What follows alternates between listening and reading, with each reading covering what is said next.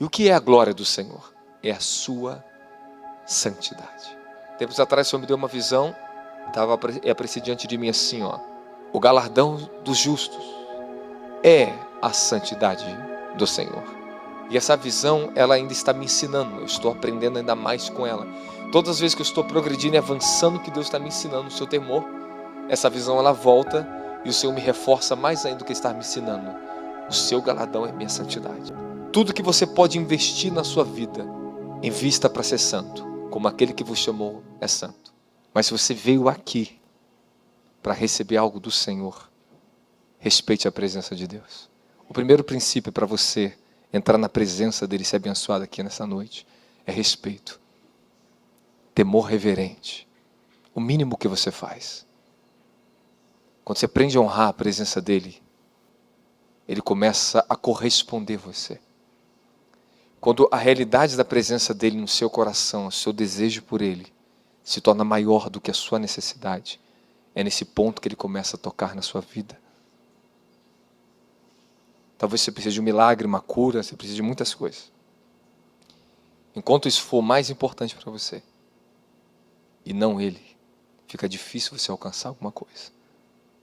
Agora, quando nós estamos em um ambiente, já começa que eu já estou te ensinando sobre a unção de Deus, como Deus trabalha. Onde as pessoas têm fome e sede pela presença de Deus. E quando Jesus começa a se revelar, e a sua presença começa a ser honrada e não tolerada, os maiores milagres começam a acontecer. Você sabia que Deus conhece tudo da sua vida? Você sabia que Ele é eterno? Ele sabe tudo sobre você. A Bíblia diz que Ele sabe quantos fios de cabelo há na sua cabeça. Ele sabe tudo de você. Mas Ele quer que você aprenda sobre isso, creia sobre isso. E dedique o teu coração a crer que Ele está no controle de todas as coisas, que Ele sabe sobre todas as coisas. Mas Ele não pode agir na sua vida. Mesmo sendo onipotente, Ele é santo. E quando você fala que Ele é santo, Ele não invade como um ladrão a sua vida.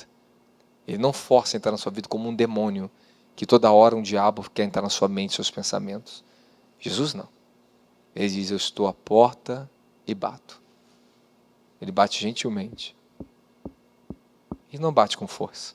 Bate bem gentilmente. Aquele que ouvir e abrir a porta, eu entrarei. E cearei com ele.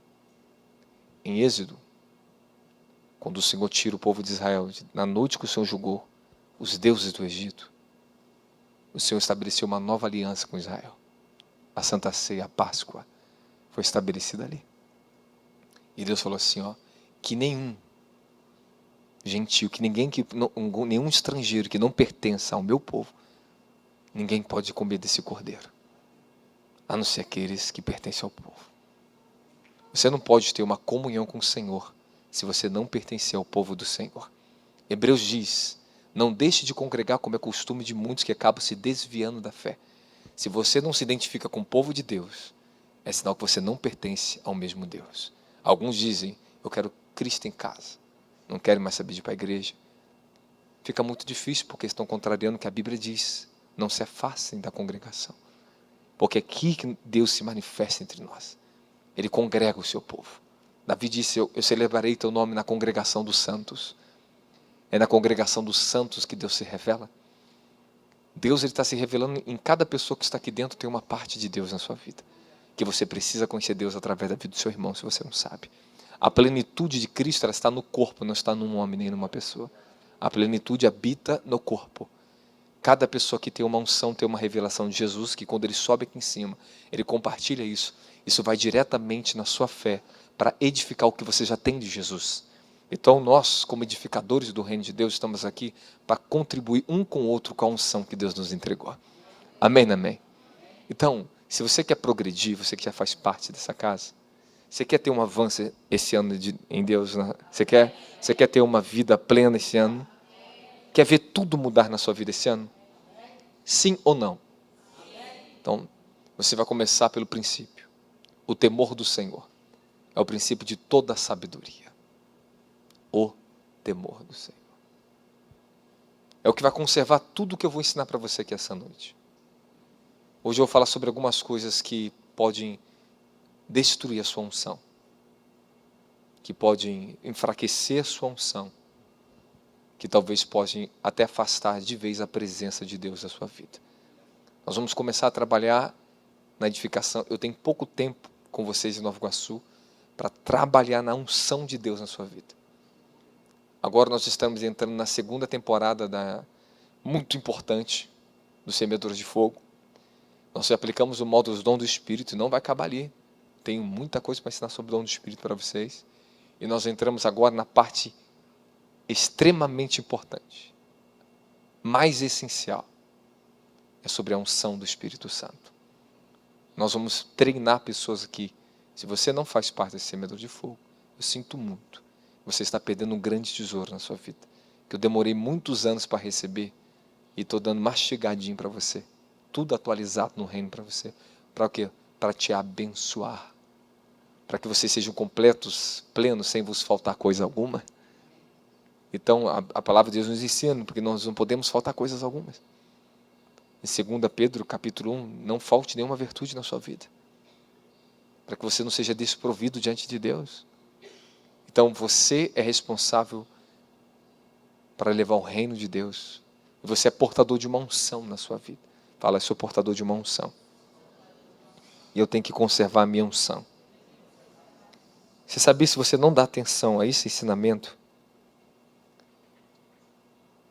você está perdendo muito, muito no reino espiritual. Se você não sabe sobre unção, você é fraco na guerra. Você não sabe se defender, você não sabe avançar, você não sabe conquistar. É a unção que está em nós que nos ensina todas as coisas, que nos faz prosperar, que nos dá tudo o que nós necessitamos. É a unção de Deus. Quando Deus te unge, Ele está te capacitando a crescer. E se você não anda na unção, é perigoso para você. Você fica muito vulnerável a si mesmo, à tua carne, aos demônios e a esse mundo tenebroso. É a unção que me protege, é a unção que protege vocês. Você tem a presença, mas Ele vem junto, Ele te deu a unção junto com a presença dEle. E essa unção, ela trabalha, é o poder de Deus trabalhando em você, através de você, para o reino de Deus, para o seu benefício. Amém? Antes de você sentar, vamos abrir a nossa Bíblia bem rápido. Vamos abrir 2 versículos chaves. Êxodo 38, versículo 8, e depois Êxodo 40, versículo 30. Alguém pode pegar uma água para mim? Vamos lá?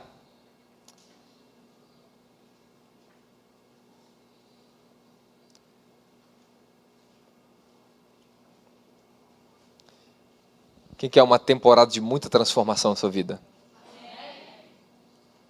Então, vai para a escola de Semeadores de Fogo, vai para a escola de oração, porque agora a coisa vai ficar muito intensa. O Senhor está depositando em mim algo muito poderoso sobre a unção. E hoje eu estava escrevendo um livro, nosso novo livro, sobre a unção e a oração. Vai ser a nossa matéria de amanhã, vou estar ministrando pela manhã, ok? E talvez vou terminar ela na sexta ou sábado, vou ter 3 aulas. Essa semana eu vou adiantar 3 aulas para vocês da escola de oração. A escola de oração está muito poderosa. É verdade, não é? Está incrível. Aquilo ali é para avivar nossa vida espiritual. É algo diferenciado, é algo que Deus está derramando sobre nós, então vamos aproveitar para beber. Amém? Tudo bem? Vamos ler? Êxodo 38, 8. Certinho? E fez uma bacia e a sua base com bronze polido.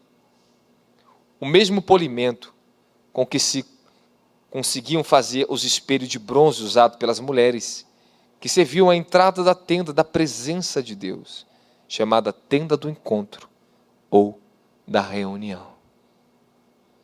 Olha o mistério que está aqui. Vamos lá agora. Vai no 40, 30.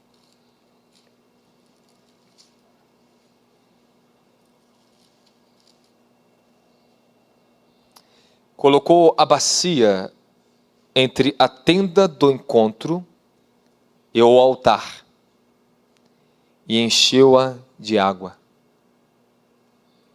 Moisés, Arão e os filhos destes usavam-na para lavar as mãos e os pés. Todas as vezes que entravam na tenda do encontro e se aproximavam do altar sagrado, eles se levantavam, se lavavam, exatamente como o Senhor ordenara a Moisés. Versículo 34. Então a nuvem cobriu a tenda do encontro, e a glória de Yahweh encheu todas as dependências do tabernáculo. Moisés nem conseguia entrar na tenda do encontro, portanto, a nuvem pairava sobre ela, e a glória do Senhor enchia plenamente o tabernáculo. Todas as vezes que a nuvem se erguia sobre o tabernáculo, os filhos de Israel entendiam que era o momento de seguir a viagem. Contudo, se a nuvem não se levantava, da mesma maneira, eles não punham em marcha até que a nuvem se erguesse. Pois de dia, a nuvem de Yahweh ficava sobre o tabernáculo. De noite, podia-se observar um fogo dentro dela. E isso à vista de toda a nação de Israel, durante todas as etapas de sua peregrinação. Da glória a Jesus Cristo. Se sente louvando a Jesus.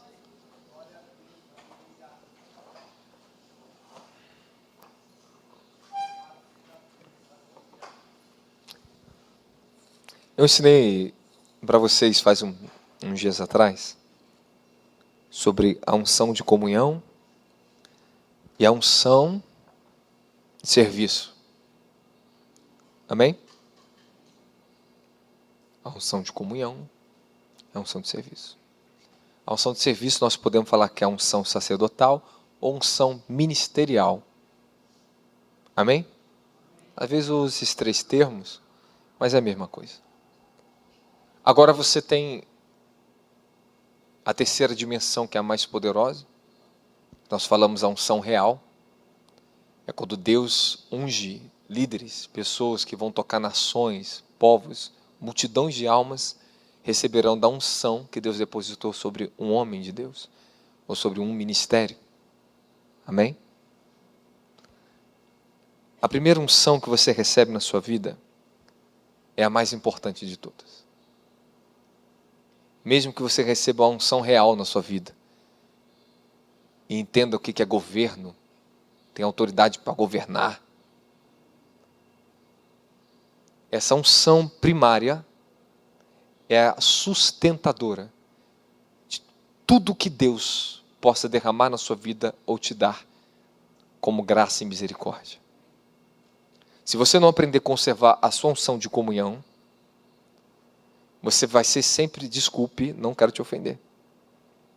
Se você não aprender a conservar a sua unção de comunhão e respeitar ela, você sempre será, no mundo espiritual, um fracassado. Você não pode vencer sem a unção de Deus. Você não consegue vencer a sua ignorância, porque a unção nos ensina todas as coisas. Então ela vai tratar com a sua ignorância, a sua incredulidade e a sua racionalidade, a sua razão. Sua intelectualidade distorcida, longe de Deus, porque isso não te transforma, isso não te muda. Mas a unção que vai revelar quem Deus é, e a sua palavra e seus caminhos, ela vai transformar a sua vida. Deixa eu beber aqui um chazinho, a garganta um pouquinho cansada. Então eu vou repetir para você. Quem não conserva a sua comunhão com a presença de Deus, não pode zelar da sua unção e não pode ser transformado. A unção de serviço, ela te ensina muita coisa, ela é muito poderosa. Mas ela não anda com você 24 horas. O que anda com você é a presença e a unção de proteção, que é a sua unção de comunhão. Aquela que habita dentro do teu espírito. Não é aquela que habita na alma e no corpo. Porque a unção, ela com o tempo, ela vai encontrar espaço dentro da sua alma. Isso demora tempo. E eu vou te ensinar no decorrer do Semeador de Fogo, vou te ensinar nos módulos, vou te ensinar nas conferências, tudo que for possível esse ano sobre treinamento na área de unção para a sua vida. Você está feliz por isso? É um novo ano, novas responsabilidades para a minha vida e para a vida de vocês. Então eu vou começar a sondar aqui dentro quem é responsável com a unção que Deus tem te dado. Bom, a unção de serviço, ela é tão gloriosa como também muito perigosa. Ela pode dar vida, como ela pode matar a sua vida. A unção de serviço, quando ela está sobre homens justos e retos que andam na unção de comunhão e sabe ser entregues a Deus, é um presente para a igreja e para a humanidade. Mas a unção de serviço, quando um homem herda ela e se esquece do Senhor e do seu compromisso, da sua vida íntegra com o Senhor, de se lavar, de estar santo para o Senhor, essa pessoa se torna um perigo para a terra. Ela é uma ameaça para a igreja, ela se torna um inimigo de Deus, mesmo sendo usado pela unção de Deus. A Bíblia diz que os dons e talentos eles são revogáveis, mas nós vamos prestar conta dele. Quando o homem ele começa a abandonar a sua comunhão com Deus, na vida de oração, de adoração, de rendição, lentamente a presença do Senhor, ela faz isso aqui, ó. Ele se afasta de você assim, muito lento. Cada vez que você persiste em ficar longe dele, usando o que ele te deu, ele vai se afastando ainda mais de você. No decorrer do tempo, se você não se arrepender e voltar ao caminho, quando eu falo voltar ao caminho, existem muitos sentidos espirituais para isso. E eu vou te revelar um sentido principal. Quando Moisés falou com o Senhor, em Êxodo 33, me revele a sua glória. O Senhor falou para Moisés, eu te revelarei os meus caminhos. Quando Deus revelou a glória dele para Moisés, ele revelou os seus caminhos. Ele revelou o seu caráter. Ele revelou a sua justiça. E se você não procurar entender o caminho que Deus abriu para vocês andar, porque um novo e vivo caminho nos foi aberto por intermédio da carne de Cristo Jesus, do seu sangue derramado. Um caminho glorioso, que todos nós podemos ter acesso a ele, que nos leva ao Santo dos Santos. No Antigo Testamento, o Santo dos Santos era protegido por uma cortina chamada um véu. Quando eu falo de véu, essa cortina não era algo transparente. Era algo muito pesado, grossa. Muito grossa. Toda bordada, desenhada à mão, com ouro, e vários fios de especiarias que o Senhor mandou eles fazerem e trabalhar naquela cortina. Era algo muito lindo, pesado. Ela protegia o lugar santo dos santos, mostrando que o acesso pleno e o conhecimento genuíno ao Altíssimo ainda não tinha sido aberto aos homens. E uma vez por ano, chamado o Tempo da Expiação, quando os sacerdotes levavam o sacrifício de toda a nação, quando o sangue era derramado sobre a tampa do propiciatório, chamado propiciatório essa tampa, o sacerdote ele entrava, ele atravessava o véu, ele tinha que colocar no altar de incensário, que representa nossas orações, depositava as cinzas dos sacrifícios, ele começava a subir aquela fumaça, e ele tinha que dar 7 passos à frente, bem lentamente, e pegar o sangue do sacrifício, e aspergir 7 vezes assim em cima da tampa. Depois que ele aspergia 7 vezes, ele lentamente vinha para trás por causa do temor a Deus. Porque se Deus não aceitasse, e se o sacrifício tivesse corrompido, o sumo sacerdote morria instantaneamente. ele era consumado. Ananias e Safira chegou com uma oferta corrompida diante da glória de Deus que estava sobre a igreja primitiva, diante de um homem de Deus chamado Pedro. E eles morreram. Eles foram fulminados, porque a oferta estava corrompida. E eles estavam debaixo de uma dimensão de uma glória tremenda. E eles estavam com uma intenção errada no coração diante do Senhor ali. Esconderam parte da sua propriedade, do dinheiro, e eles fizeram um acordo que queriam ocultar e falar que a propriedade foi vendida por um valor que nós não sabemos, mas o valor enganoso. E tentaram mentir. E era um tempo de glória.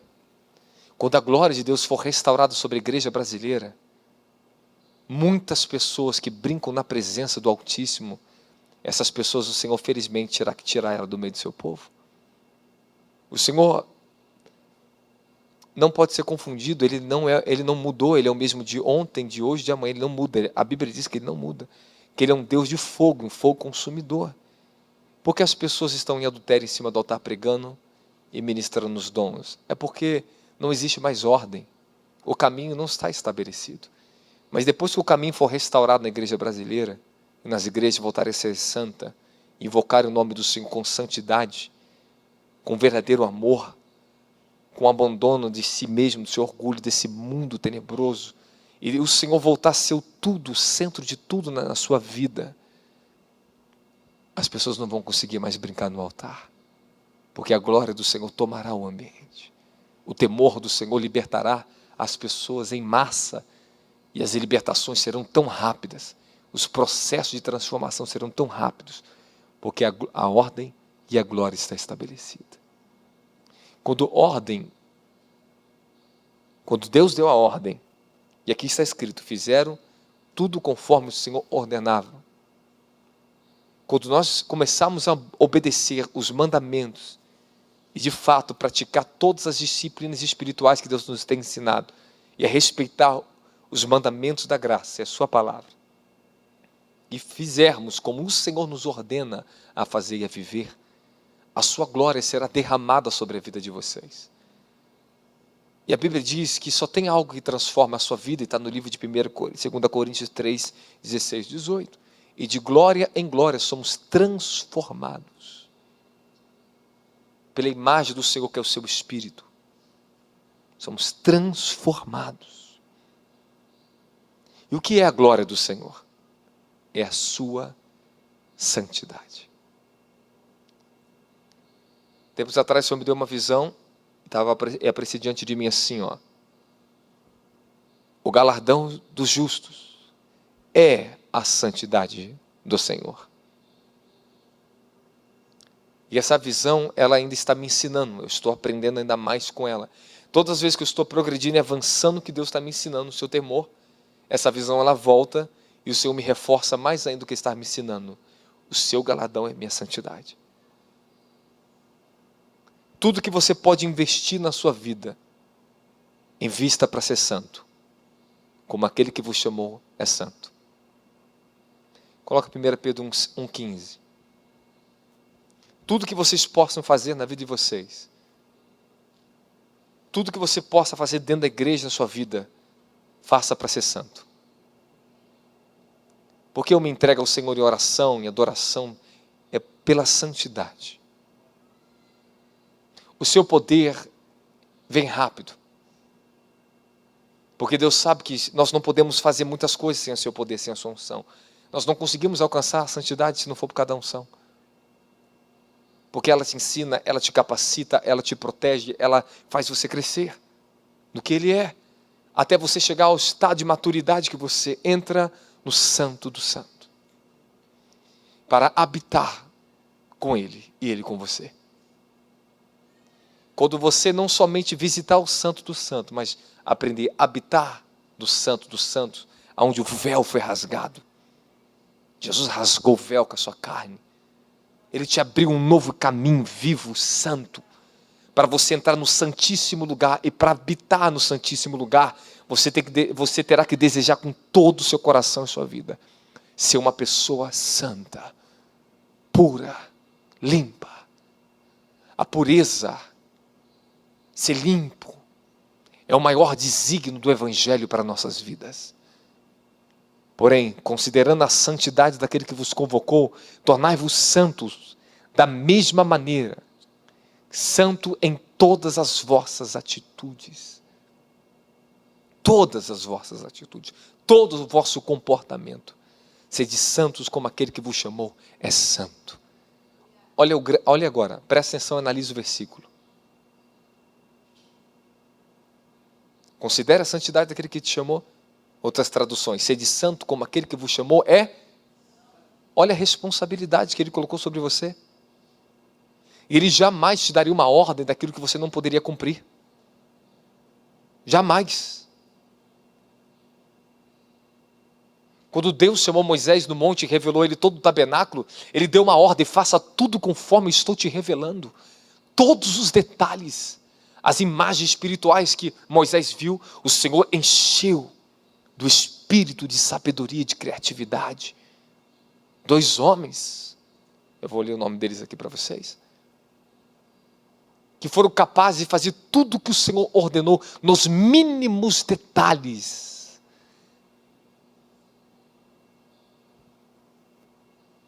Uma tonelada de ouro foi utilizada para fazer todos os objetos do tabernáculo de Moisés, e todos os tecidos, todos os bordados, todas as linhas, tudo o que eles faziam, usava fios de ouro. As roupas dos sacerdotes tinham fio de ouro. 1 tonelada. Aqueles homens foram capazes de fazer exatamente tudo que o Senhor ordenou. E você ainda fica mancando na sua fé e não consegue andar em perdão e misericórdia? Você será drasticamente cobrado nos últimos dias.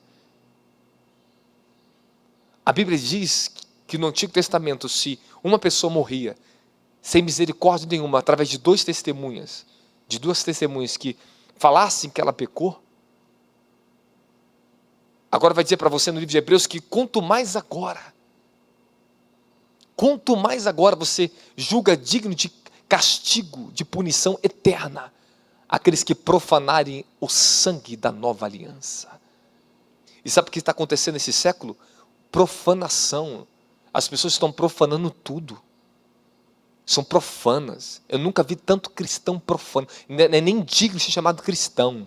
Crente, vou chamar de crente ou evangélico. Melhor ainda, evangélico. Que ainda a Bíblia defende o crente. Evangélicos. Está cheio de evangélicos profanos. Profanam a Santa Ceia. Profanam a adoração.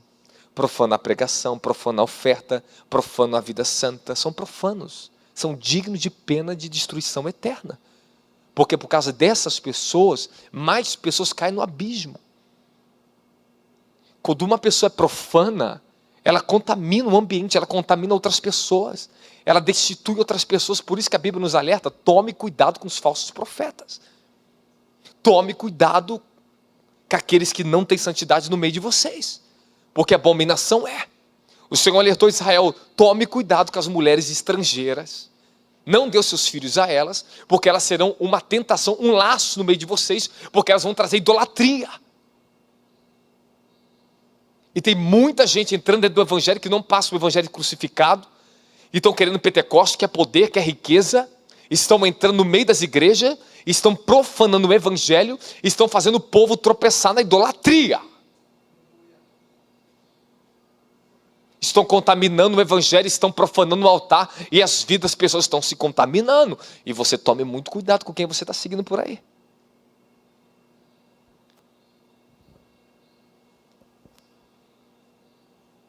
E o Senhor ordenou que fizesse uma pia de bronze. E uma coisa que eu achei aqui na palavra, meditando, que eu achei muito interessante, pesquisei sobre isso. O material que foi usado para fazer a pia de bronze era o material que mulheres trabalhavam de frente com a tenda do encontro. Não se sabe muito sobre isso, mas alguns pareceres eu alcancei. Essas mulheres, de alguma maneira, elas serviam, porque elas tinham um pleno amor ao Senhor. Elas tinham zelo pelo tabernáculo, a tenda do encontro, onde Moisés entrava. Eram mulheres santas. Elas levavam espelhos de bronze, para que eles pudessem se ajeitar, estar arrumados diante de Deus, porque o Senhor falou que não apareça pessoas com uma veste imunda, nem suja, e que não esteja amarrotada diante de mim. No dia do Pentecoste, que foi no Sinai, quando Deus deu a lei, quando Deus falou com o povo, ele desceu no Monte Sinai com uma chama abrasante de fogo sobre o monte. O Senhor falou que todos lavem as suas vestes. Não pode ter veste amarrotada e não pode ter sujeira, para que não sejam fulminados. Olha o temor, irmãos.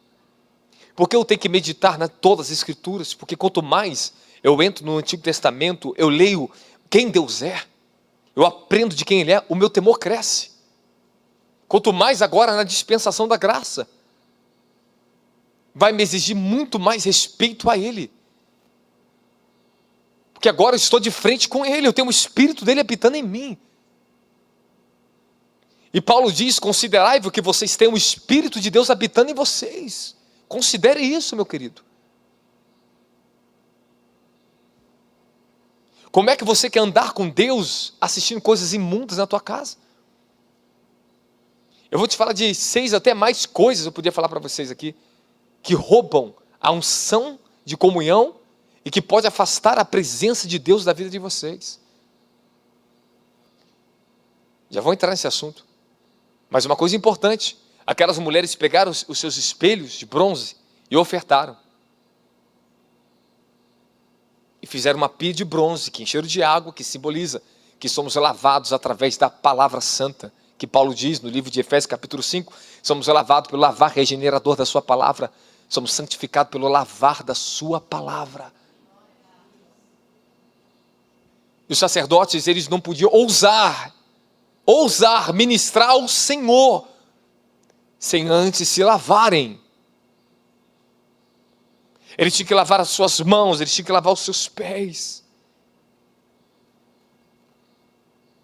As suas mãos tinham que ter justiça, pureza, suas obras eram avaliadas ali. Os pés falam de retidão. Eles tinham que ser retos e justos diante do Senhor. Eles não podiam ousar em tocar em um utensílio da casa de Deus, se não lavasse as suas mãos e seus pés. As pessoas hoje, elas querem entrar, subir no altar, elas querem tocar em outras pessoas, elas querem tocar no instrumento, elas querem fazer tudo sem passar uma lavagem. Não sabem lavar suas mãos nem seus pés. Não estão passando um processo de santificação antes de servirem ao Senhor. Todos nós, a Bíblia agora nos ensina, em livro de 1 Pedro, capítulo 2, versículo 5 e versículo 9, que somos sacerdotes, somos um povo adquirido das trevas para anunciar a luz do Senhor, somos nação santa e sacerdócio real. Olha lá, tanto eu que estou aqui em cima e você que está me ouvindo aí, você é um sacerdote, você é uma sacerdotisa do Senhor, você vai ser cobrado como eu, meu querido. Como é que você tem servido ao Senhor? Suas mãos e seus pés são lavados? Você se lava diante do Senhor todos os dias? Por que eu tenho que me render a Ele uma vida de oração, uma vida de meditação na sua palavra? Porque é o que me santifica, meu querido. Não existe consagração a Deus sem uma vida de rendição a Ele na oração. Queira você ou não, aceite ou não, se você está aceitando um evangelho profanado, que te dá base, uma super graça, esse evangelho anátema que Paulo disse, alguém está te pregando outro evangelho além do que está escrito aqui, ó, no temor que está aqui, na reverência que está aqui, é anátema. É anátema. E não é recitar o que está escrito, meu querido, é viver o que está escrito. É pregar e fundamentar no que está escrito. Não é iludir as pessoas com uma mensagem de santidade sem virtude. Falar bonito, todo mundo fala, mas e o viver, que é melhor do que o falar? E o se render? E o fruto fala muito mais alto do que as nossas palavras. Por isso que o Hebreus diz para você, você que está rodeado de uma grande nuvem de testemunha, faça a vereda reta aos seus pés. Você que estava mancando, endireite seus tornozelos, endireite seus joelhos, para que você não tropece, para que você não caia. Se firme na verdade, porque o testemunho é dado através da sua vida. O Senhor Jesus vai te cobrar cada gota do sangue dele que foi derramado na cruz, e você tem profanado. Se você tem profanado o sangue dele, tome cuidado. Tome muito cuidado com o que você está fazendo, porque o dia da cobrança está chegando. E quando ele chegar para ser seu juiz e para julgar suas obras, ninguém vai poder rogar por você. As minhas orações não vão poder mais te dar tempo de misericórdia. E o Senhor disse para os sacerdotes: lavem as mãos e os pés para me servir. Talvez essa mensagem era para ser ministrada no culto passado, e a unção deveria ser ainda 10 vezes mais forte que foi naquele culto, porque eu estou vendo um derramado, uma glória muito grande para chegar para vocês. E eu estou nessa dimensão. Eu estou esperando nisso, eu estou nisso. Eu estou deixando Deus trabalhar em mim, para que através de mim Ele faça um trabalho completo na sua vida.